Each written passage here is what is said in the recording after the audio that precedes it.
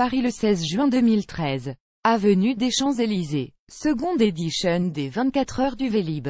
Vélo, foule, Arc de Triomphe, force de l'ordre, police, âgé les barres 20 minutes, il faut arrêter de regarder le vélo avec condescendance en considérant que c'est un sujet mineur. L'appel est d'Elisabeth Borne, ministre des Transports, lancé mercredi dernier en conclusion des assises de la mobilité, lancé 4 mois plus tôt pour améliorer les transports au quotidien des Français et promouvoir des solutions plus sobres en termes d'émissions de CO2.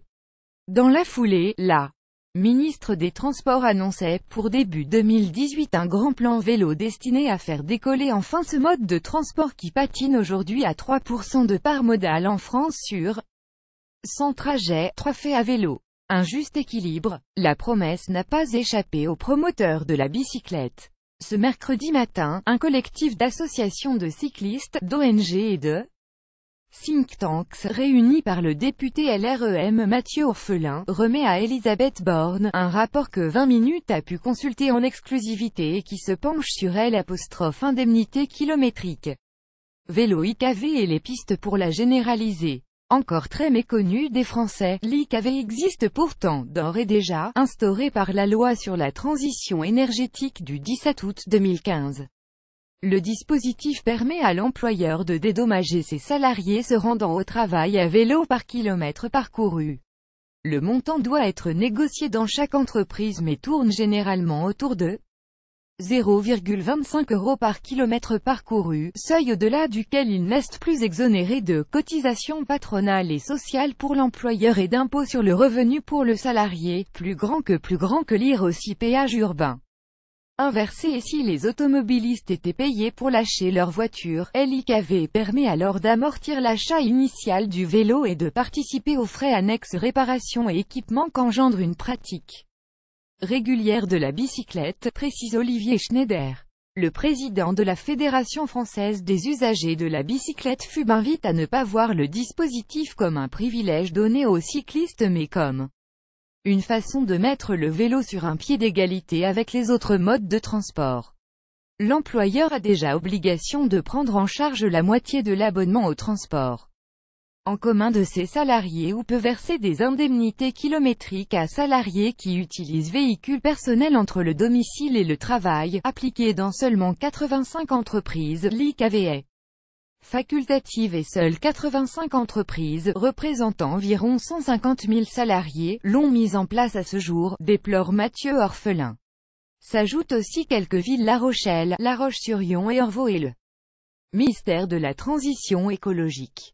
Cela ne fait toujours qu'une goutte d'eau. 2 ans après sa mise en place, moins de 1% des actifs français travaillent pour une structure qui propose l'IKV, pointe le rapport appelant alors à changer de braquet. Ce mercredi matin nous remettrons à @Elisabeth Borne notre étude sur la généralisation de l'indemnité kilométrique vélo. Des résultats qui bousculent les idées reçues. IKV Mobilités Actives Assises mobilitpic.twitter.com Cycliste Catherine, Mathieu Orphelin @m-orphelin Décembre 19, 2017 car là où elle est appliquée, l'IKV peut se targuer de résultats probants.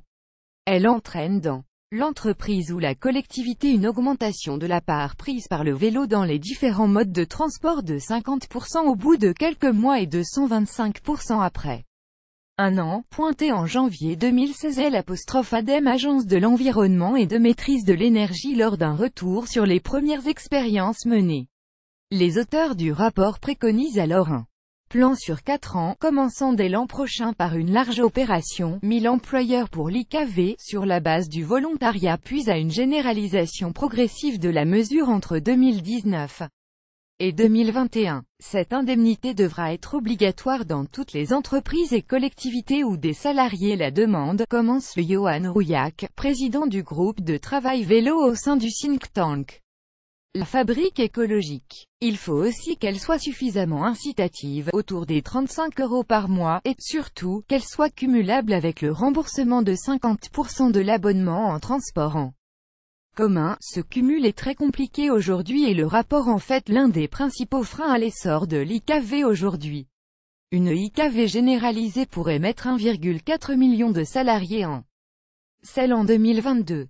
C'est du moins l'objectif fixé par le rapport. Il n'y a là rien d'impossible, estime Mathieu Orphelin. 75% des déplacements domicile-travail font aujourd'hui moins de 5 km et 70% de ces trajets faits aujourd'hui en voiture. Pourtant, sur cette distance, le vélo est le mode de transport le plus performant en milieu urbain et semi-urbain.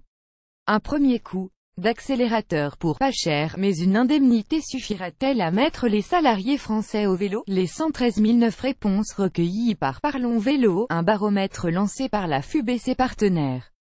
En marge des assises sur la mobilité, NT que les cyclistes d'abord demandeurs de plus de sécurité des voies séparées du trafic motorisé et de stationnement vélo aux abords des gares.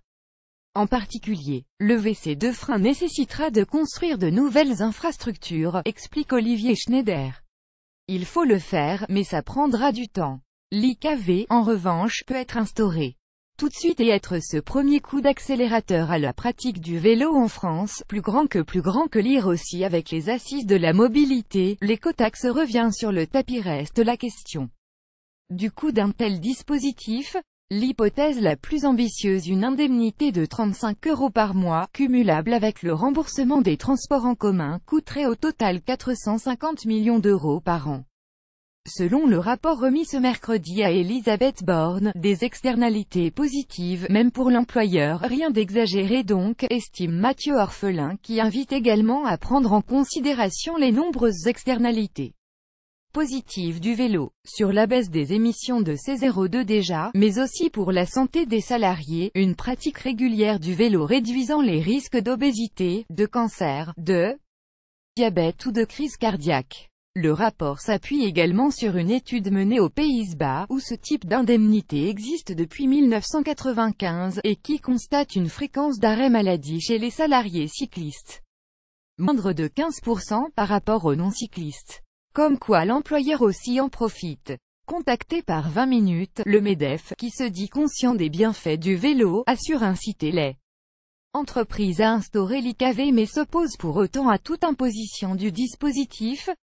Et côté ministère du Transport, il est trop tôt pour le dire, glisse Olivier Schneider. Mais Elisabeth Borne a précisé dans discours qu'elle voulait aborder toutes les facettes de la bicyclette dans plan vélo, dont la fiscalité.